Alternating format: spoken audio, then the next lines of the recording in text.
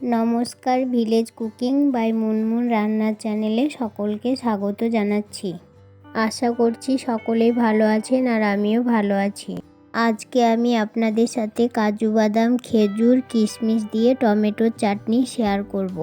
খুব অল্প উপকরণ দিয়েই টমেটো চাটনিটা তৈরি করে নেব। এখানে 6 পিস টমেটো নিয়েছি। এবার টমেটোগুলোকে ভালো করে পরিষ্কার করে ধুয়ে তারপর কেটে নেব। টমেটোগুলো সব কেটে নেওয়া হয়েছে। চাটনিটা তৈরি করার জন্য এখানে নিয়েছি কাজু বাদাম, খেজুর, কিশমিশ। এরপর উনুনে কড়া বসালাম। কড়া গরম হয়ে গেছে। কড়াতে সামান্য পরিমাণ সরিষার তেল দিয়ে দিলাম। এবার তেলটা ভালোভাবে গরম হয়ে গেছে। তেলের মধ্যে দিয়ে দিলাম একটা শুকনো লঙ্কা, 2 টুকরো তেজপাতা, সামান্য পরিমাণ সরিষা, সামান্য পরিমাণ আদা কুচি। এগুলো একটু ভেজে নেব।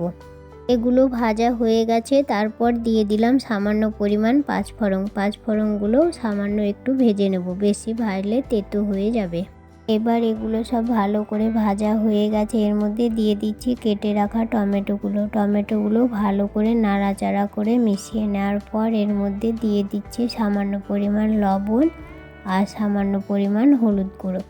এগুলো দিয়ে ভালো করে নেড়ে চেড়ে মিশিয়ে নেব। টমেটোগুলো 2 থেকে 3 মিনিটের জন্য ঢাকা দিয়ে দেব, তাহলে টমেটোগুলো ভালোভাবে গলে যাবে। 2 থেকে 3 মিনিট পর ঢাকা খুলে টমেটোগুলো নাড়াচাড়া করে দেওয়ার পর এর মধ্যে দিয়ে দিলাম সামান্য পরিমাণ খেজুর, সামান্য পরিমাণ কিশমিশ, সামান্য পরিমাণ কাজু বাদাম। এগুলো টমেটোর সঙ্গে আরও একবার ভালো করে নাড়াচাড়া করে মিশিয়ে নেব। এইভাবে আপনারাও একদিন বাড়িতে টমেটো চাটনি বানিয়ে দেখুন, খেতে দারুণ লাগবে আর এতটাই লোভনীয় হবে যে দেখলেই জিভে জল চলে আসবে। এবার এগুলো সব একসঙ্গে মেশানো হয়ে গেছে আর টমেটোগুলোও ভালোভাবে গলে গেছে। আরও 2-3 মিনিট নাড়াচাড়া করে দেব।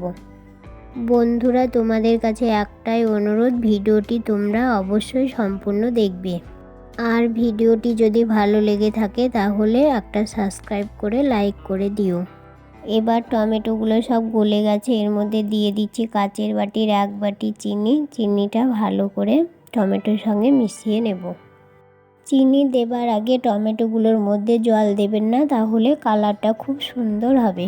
চিনিগুলো গলানোর জন্য সামান্য একটু জল দিয়ে দিলাম। এবার একটু নেড়ে দেওয়ার পর 5 মিনিট ফুটিয়ে নেব। এইভাবে আপনারাও একদিন বাড়িতে ট্রাই করে দেখুন। দুপুরের ভাতের শেষ পাতে এই চাটনি খেতে দারুণ লাগবে। এবার চাটনি রেডি, একদম গায়ে গায়ে হয়ে গেছে আর কালারটাও খুব সুন্দর হয়েছে। এবার উনুন থেকে নামিয়ে নেব আর দুপুরের ভাতের শেষ পাতে এই চাটনি পরিবেশন করব।